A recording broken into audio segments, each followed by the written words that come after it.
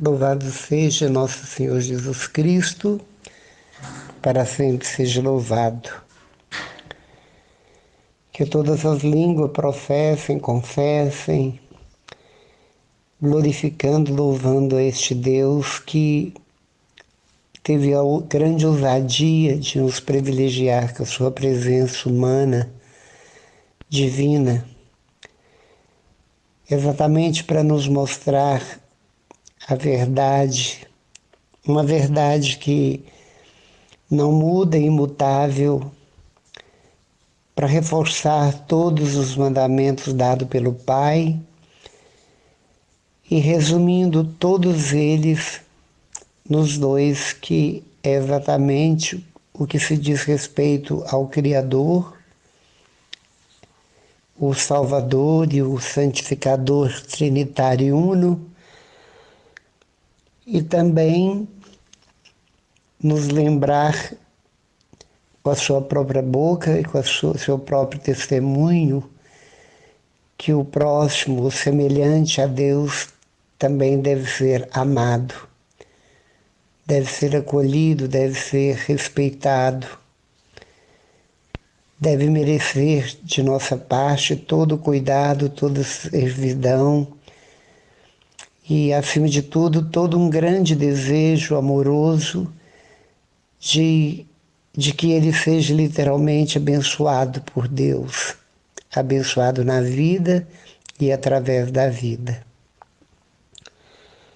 E quando nós vemos esse presente tão belo, tão lindo, tão incompreensível, vamos dizer, porque foi o maior acontecimento de toda a história da humanidade, o nascimento de Jesus, que contradisse a muitos e surpreendeu a tantos quando, numa descrição tão profunda, numa sutileza tão grande, ele nasce numa cidade completamente desqualificada, pequena, uma pequena aldeia, e não na cidade, mas um pouco distante, no campo dos pastores.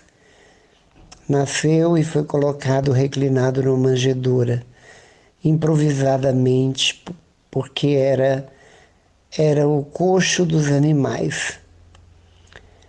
E essa pobreza extrema, da qual Jesus nasceu porque não tinha lugar para ele num lugar mais digno, na estrebaria, num período de recenseamento, onde a cidade estava cheia, os hotéis, e chegando a hora de Maria, então ela deu à luz ali, sob os cuidados de José e pela graça de Deus, porque Deus não perdeu nenhum detalhe de todos os movimentos da mãe, muito menos do pai e do filho também.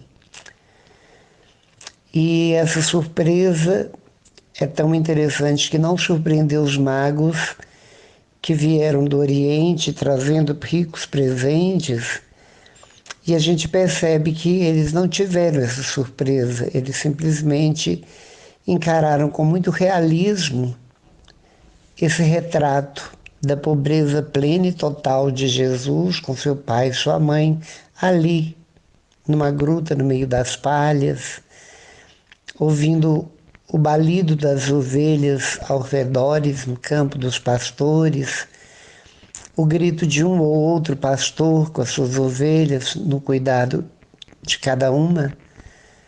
E ali se ajoelharam, se dobraram e adoraram o menino, sob o olhar talvez surpreso da mãe, do pai, porque foi uma grande surpresa, porque as pessoas dali não se dobraram, não adoraram. Como eles souberam? Como eles vieram? Vieram de tão longe, caminharam, pedindo informações aqui e acolá, tendo por base a própria palavra de Deus, que dizia que em Belém nasceria o Salvador. E segundo os estudos deles, era o momento messiânico, era a plenitude dos tempos, Por isso, acreditando nessa verdade, impulsionado pelo Espírito Santo, lá se foram.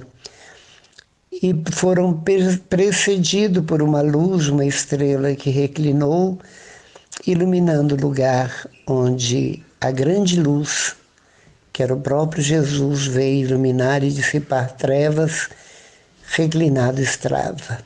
O Criador ali estava. O Salvador ali estava. E é tão interessante tudo isso que a gente reflete nessa semana natalina, porque nós estamos nas portas do Natal, nas portas da grande festa natalina, onde o mundo inteiro, em todo o tempo, esses 2 milênios, canta-se músicas natalinas, fala-se tanto de Papai Noel e coisas do gênero, mas que na realidade a grande festa não é esta festa, não é a festa dos presentes, não é a festa das comilanças, como já foi dito, repetido e insistido tantas vezes, talvez para fazer compreender a frase que água mole entre pedra dura, tanto bate até que fura, onde as crianças precisam ter uma catequese mais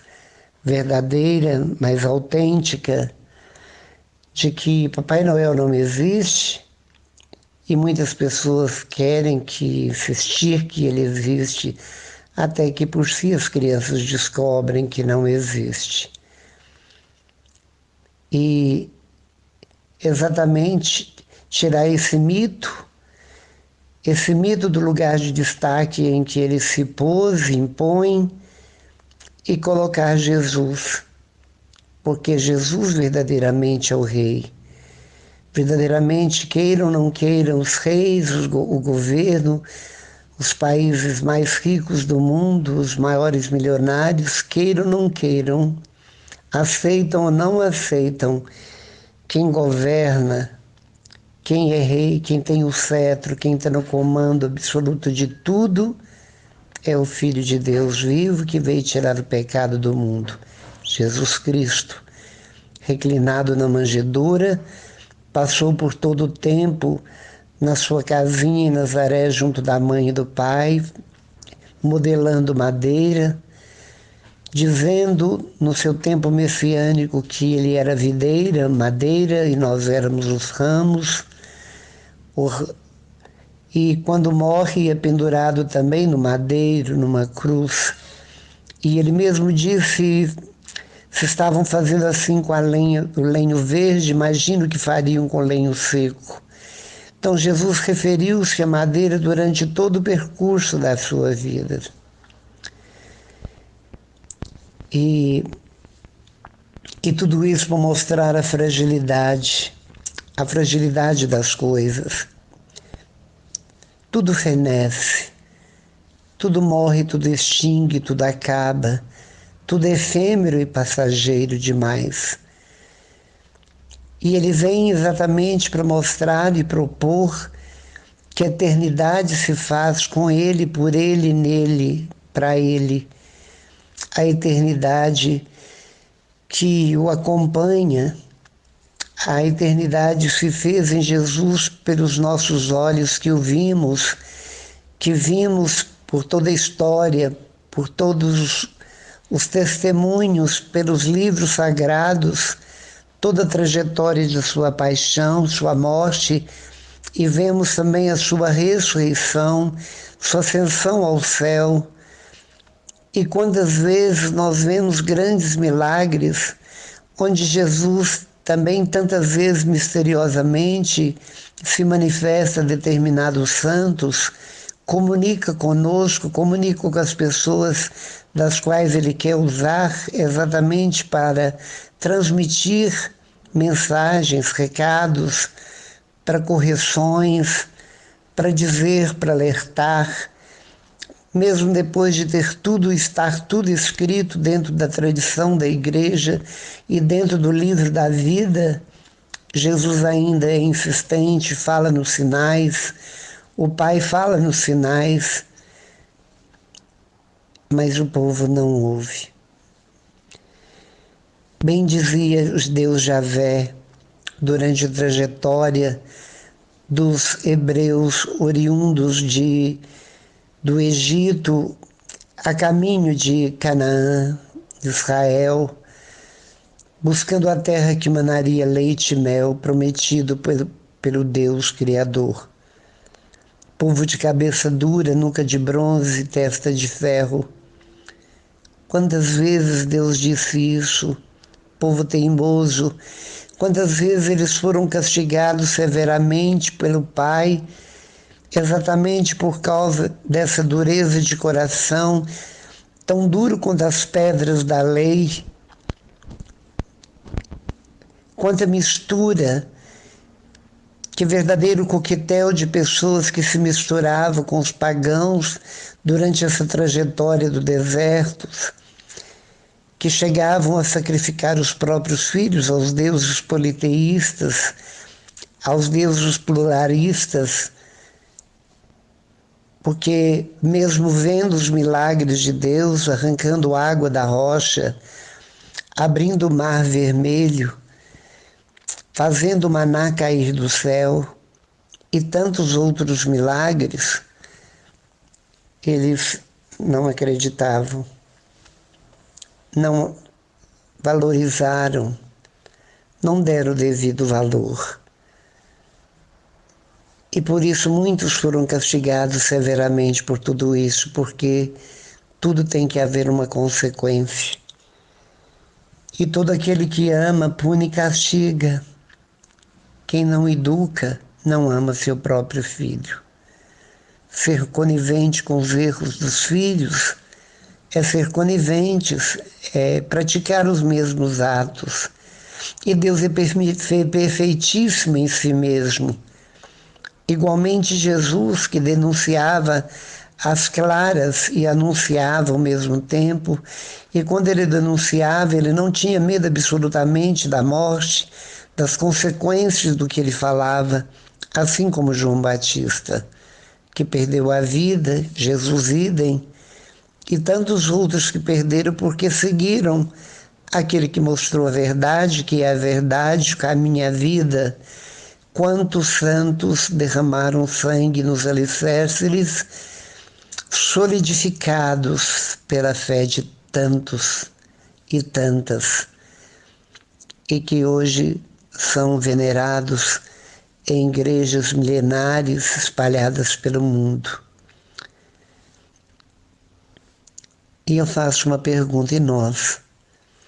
E nós que temos toda essa verdade diante de nós, temos toda essa verdade na própria Bíblia, na própria história, na tradição da igreja, essa igreja que tem essa durabilidade, esse tempo, a tradição da igreja, onde nós temos exegetas, doutores bíblicos, pessoas estudiosas, nós temos tudo isso e muito mais. Temos os arqueólogos, que quantas descobertas fizeram e tiveram de pedaços da Bíblia, partículas bíblicas guardadas em vasos de barro. Quantas coisas ricas descobriram e quantas coisas ricas nós temos. E o testemunho é os próprias ruínas na cidade onde Jesus viveu, andou, onde ele fez. São tradições que não morrerão jamais, mas as pessoas olham os lugares santos, mas vão e voltam, buscam em viagens curiosas, ou talvez para fazer turismo, e voltam da viagem do mesmo jeito,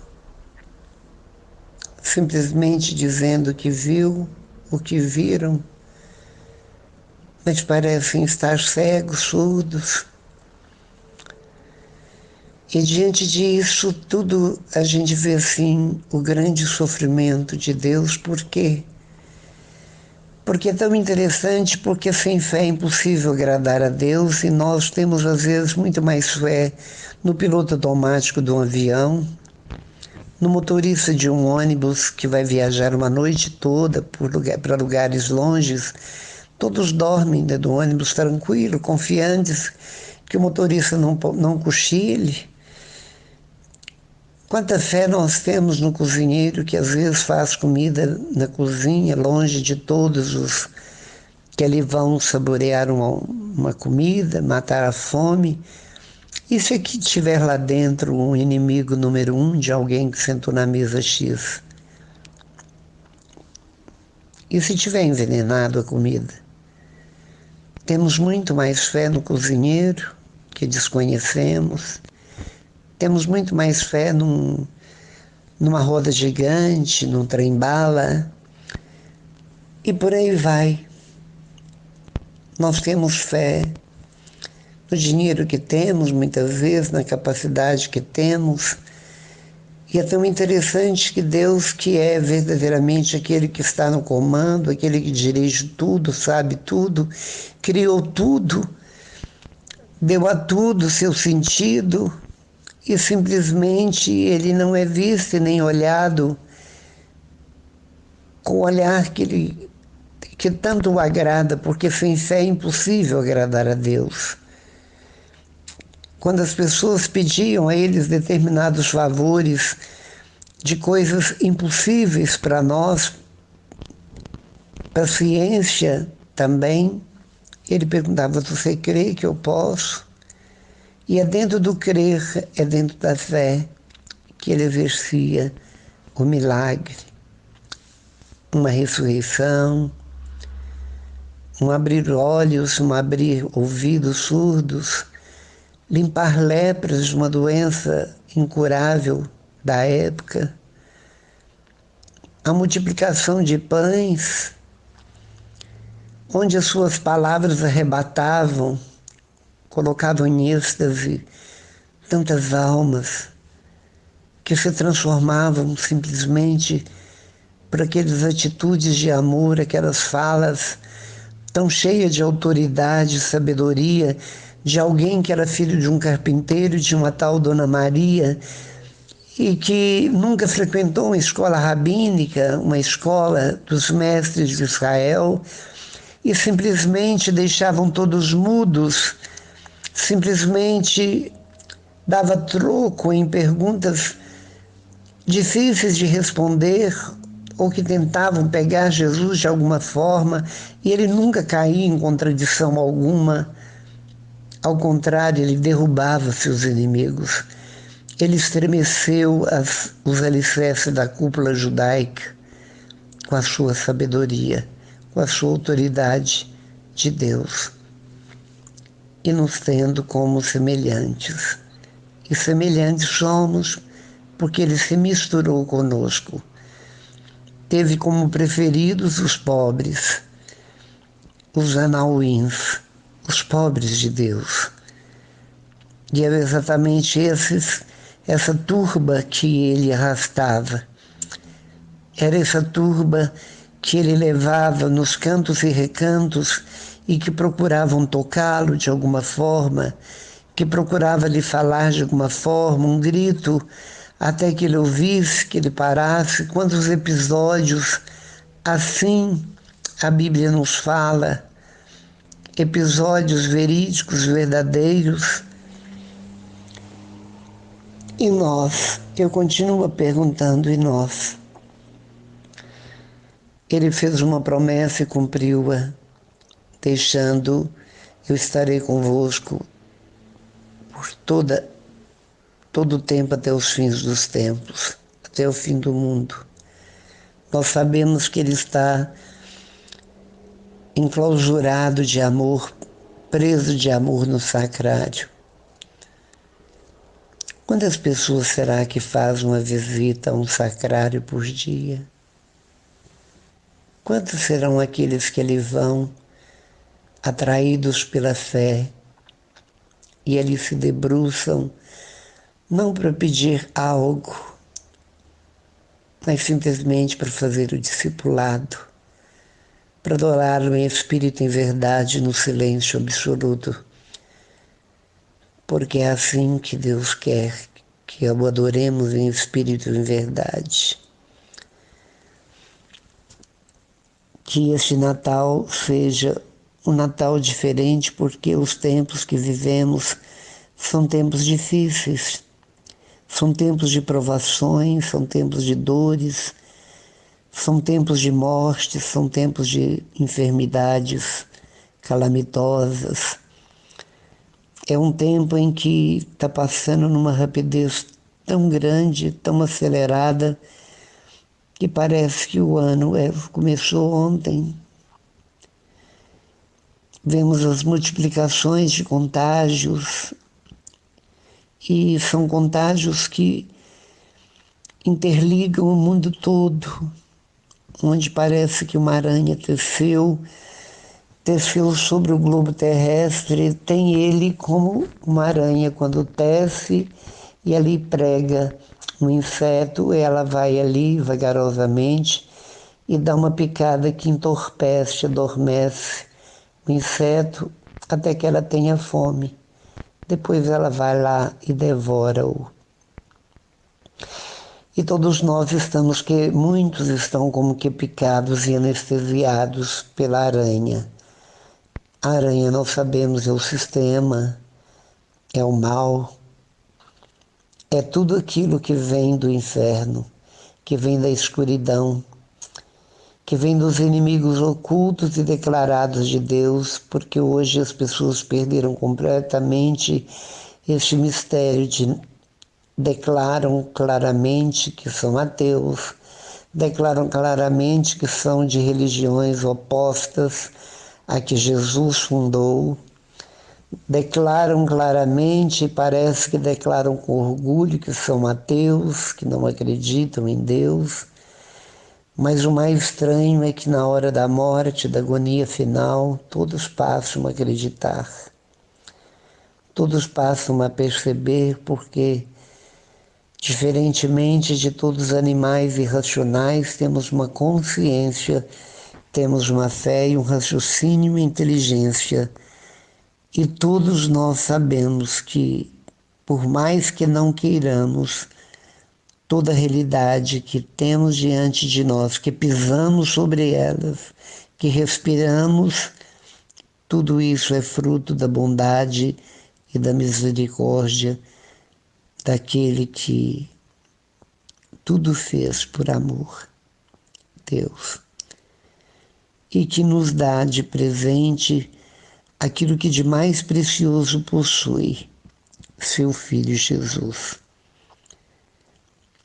E Ele nos quer ver adorando, porque através da adoração que fazemos a Jesus no sacrário é que nós chegamos como que Jesus fosse ascensorista de um elevador, onde Jesus nos leva no último piso, lá onde está o Pai, cheio de glória, governando com cetro de justiça e de misericórdia o mundo todo.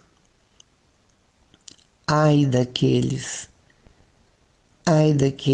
que verdadeiramente fogem dessa realidade.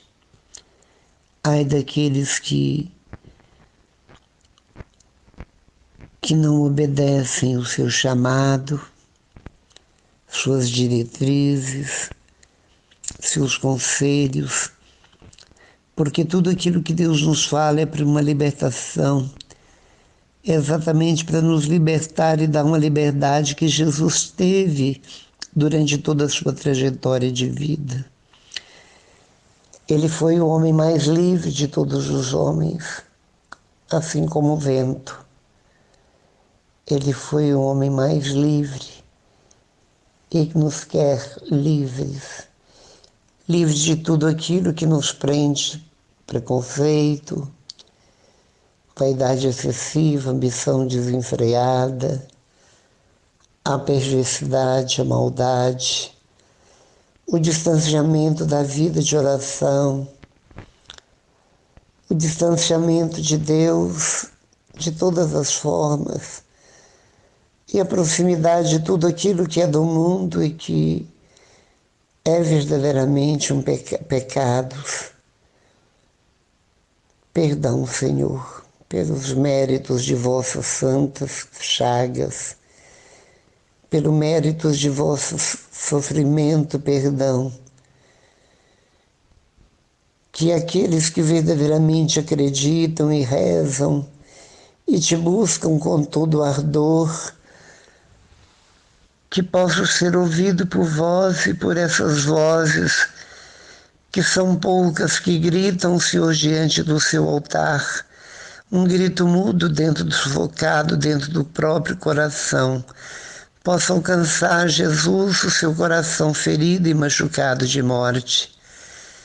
E que por essas pessoas, Senhor, o Senhor possa ter misericórdia da humanidade, tão sofredora, mas ao mesmo tempo tão pecadora. Receba, Jesus, o meu carinho. Recebe, Senhor, o carinho daqueles que creem, pelo menos um pouquinho. E que nesse pouquinho que creem, que o Senhor faça crescer esta fé, crescer em estatura, sabedoria e graça diante de Deus e dos homens, para que o testemunho de cada um seja verídico e esse testemunho possa arrastar milhares de almas, como uma rede que pesca muitos peixes, possa arrastar milhares de peixes para o seu redil. Que assim seja sempre. Amém. Louvado seja nosso Senhor Jesus Cristo, para sempre seja louvado. Estivemos e estaremos sempre reunidos, até a nossa morte será sempre ao redor da mesa eucarística, em nome do Pai, do Filho e do Espírito Santo. Amém. E depois que deixarmos este mundo, teremos uma eternidade plugados na luz que não tem sombra, que é o próprio Deus e a própria felicidade por toda a eternidade. Amém.